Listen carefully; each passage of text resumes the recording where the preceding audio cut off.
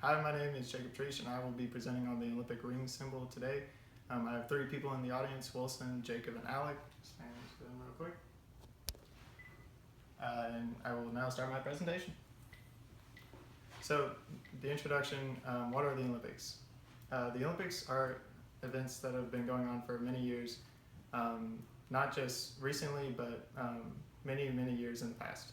The ancient Greeks were the first ones who created them, and we have taken their events and kind of transpired it into our own events today. Why knowing about the Olympics is important for everybody to realize that these events didn't just happen overnight. They were something that was planned, and it is a very respectful and honorable thing to be there, not just for your country, but for all your friends and family as well. So now we'll be talking about the ancient Greek Olympics. The first Olympics were in 776 BCE. Like I said, they were created by the ancient Greeks. The Greeks put these on every 4 years until the Romans came and took over and then banned the Olympics. How the Olympics came to be, the ancient Greeks came up with the Olympics for worshiping the gods such as Zeus, Poseidon, Hermes, and just many others. They were mainly for Zeus to show how much they worship and were thankful for all that the gods have done, and just to show their respect with all their greatest people that they can find. The athletes that competed in them were all very respected and honored throughout the city-states that they came from. In ancient Greece, the Olympics that took place only involved the people that lived in the city-states there. They were the best of the best. They went to be recognized and honored and just do the best they can in order for the gods to recognize them.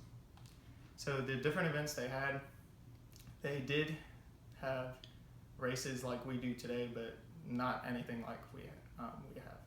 So the kind of shortest there were to the longest was about 400 meters to about 4,500 meters. But there was an interesting event where the participants in it had to wear 50 to 75 pounds of armor and just run 650 meters as fast as they possibly could to win the event. So much tougher than most of our events today, probably. Another event more events that they had in the Olympics, they had wrestling and boxing. In boxing, they would wrap their hands in leather and metal and just go at it with each other, see who's like less standing. It was brutal, it was ugly, but it got a lot of attention. Wrestling, the goal of this was to pin the opponent's shoulders to the ground before yours, and if you did, you won. More events that they had were horse races, the discus, the javelin, and then the most important, the pentathlon. The pentathlon had 5 events, each done by one single person, and whoever won this was declared one of the best athletes in their history.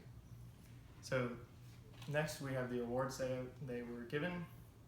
In the ancient Greece days, the first place usually got a wreath made of olive tree leaves and just honor and praise from everybody they knew.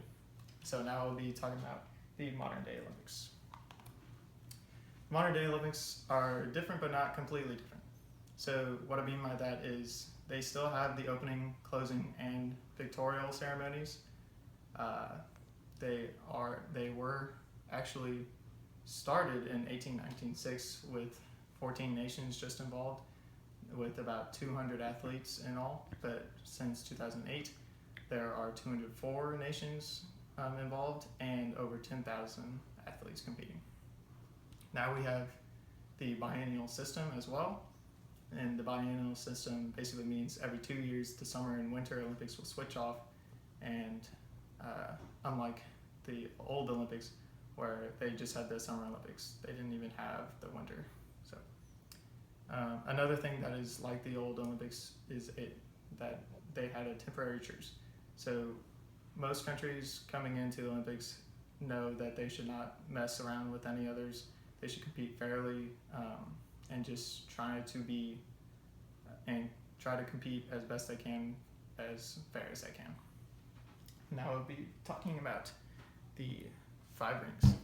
This symbol appeared at the 1914 Olympics. This was when it was originally made. It had nothing to do with the Greek Olympics back in the day. Pierre Baron de Coubertin actually came up with this when he went to Delphi, Greece. He saw the 5 rings picture in some ruins and decided to kind of mold it into today's more views of it.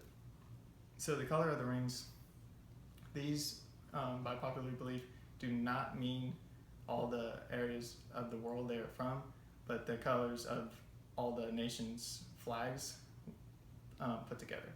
So back in 1914, when there were only about 14 nations competing, these were the colors that were on their flags. And finally, we have the conclusion. So the conclusion, the history of the Olympics is very important to know.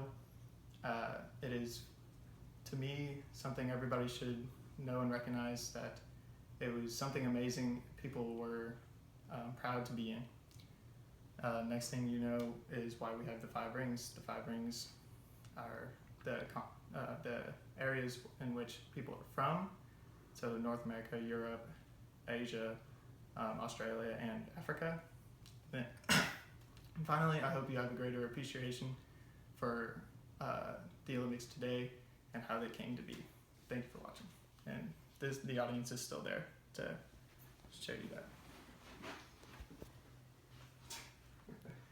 Anyway, thank you for watching.